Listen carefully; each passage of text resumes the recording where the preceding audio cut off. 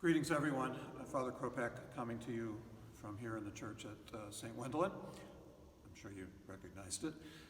And I want to thank everyone for tuning in to the Sunday Mass and Holy Week celebration broadcasts that we've done over the past week.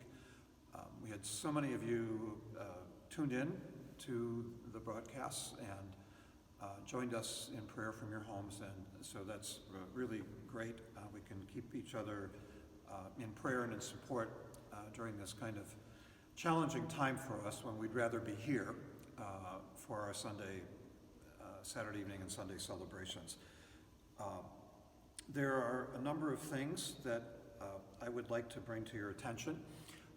First of all, you're going to be getting a phone call, at least most of us that we have good phone numbers for. I and a few other people will be calling you to check up on you, and we're particularly interested just to see how you're doing and to let you know that we're thinking about you. I don't know how many of us are being affected by this coronavirus in terms of our employment. And I would like you to know that the diocese with Catholic Charities has set up a fund, an assistance fund for those who might be in any need. So in this email, you will find my phone number, and if you are in any need that we can potentially help you with, I really would like to know about it, and we'll do our best to try to get some assistance to you. We don't know yet when we're going to be able to get back together. Of course, here in Ohio, the governor's order for staying in place right now goes through the end of the month, and or at least till the 3rd of May. So we don't know yet beyond that what will happen. I'm sure in a week or so, the bishops of Ohio will make another recommendation or decision about how our worship will continue in May and beyond. So I can't say anything more about that right now, except that I'll invite you to continue to watch our weekly Mass broadcast, or webcast that'll be on Sunday morning at 10 o'clock. And so we welcome you to join us for that. Since I am sitting here in the church, I think it's a good time to update you on the project we've been engaged in since August of last year, which has gone on much longer than any of us had hoped for. But at least this time is giving our contractors some space to finish up the work. It's a little messy in here right now because some of the really heavy-duty cutting and getting the vent holes in place around the church is now completed. And so what's left is for the vent work to be connected, for the control system to be connected, and most everything else is pretty well finished. The electrical work is almost done. The work in the church is near completion. We're finishing up the pedestals for the statues and the new bookshelves that'll be at the entryway. So we expect that most of this work will be completed by the beginning of May, and at that time we hope to have everything checked out and working, and so we're ready to welcome you back when we are allowed to reopen our church.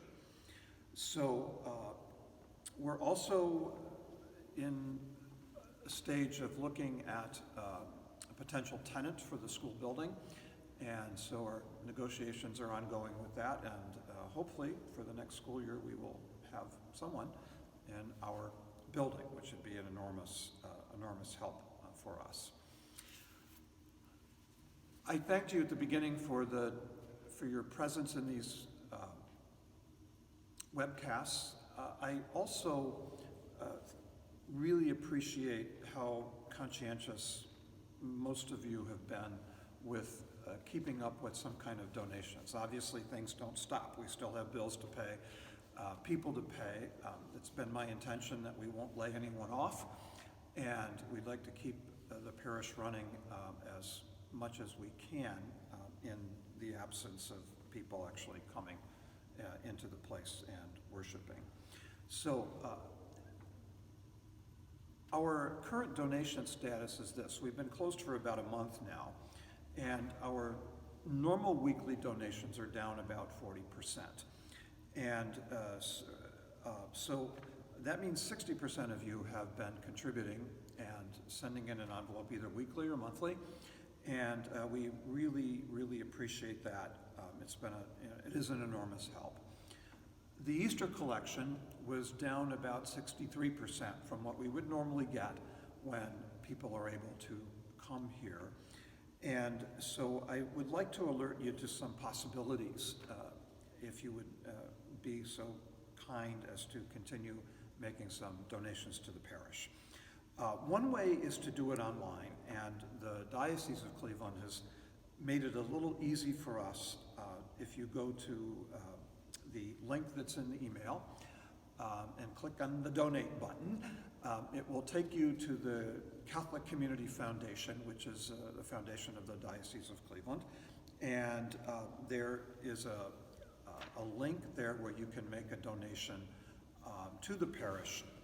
And all you need to do is scroll down to St. Wendelin, which, as you might guess, is kind of at the bottom of the list. I think the third thing from the bottom. And you can click on that and make any donation that you would like to the parish. There is because they're using a vendor for this, there's a small fee as there would be any time using a credit card. And right now they can only take credit card donations. So it is secure, and they will forward your donation to us. Another method, which we would actually prefer, is that if you set up St. Wendelin as a payee in your online bank account, then you can send us donations via your bank account, and we don't have any charge for that. You don't get charged, we don't get charged. It's a really wonderful way to do it. There's no fees involved. I did mention about emergency assistance, and lastly, I would like you to watch your email for the link to our Sunday Mass. And again, thank you for participating at home and praying along and doing all those things we can't do here, like sharing the sign of peace and all that. Certainly encourage you to keep up the social distancing so that we can stop this virus in its tracks. And I look forward, as I'm sure you do, to that day when we can gather again in this beautiful space and sing God's praises together and enjoy one another's company. So please be safe, and I'll be praying for you and hope that you will pray for me as well. Thank you.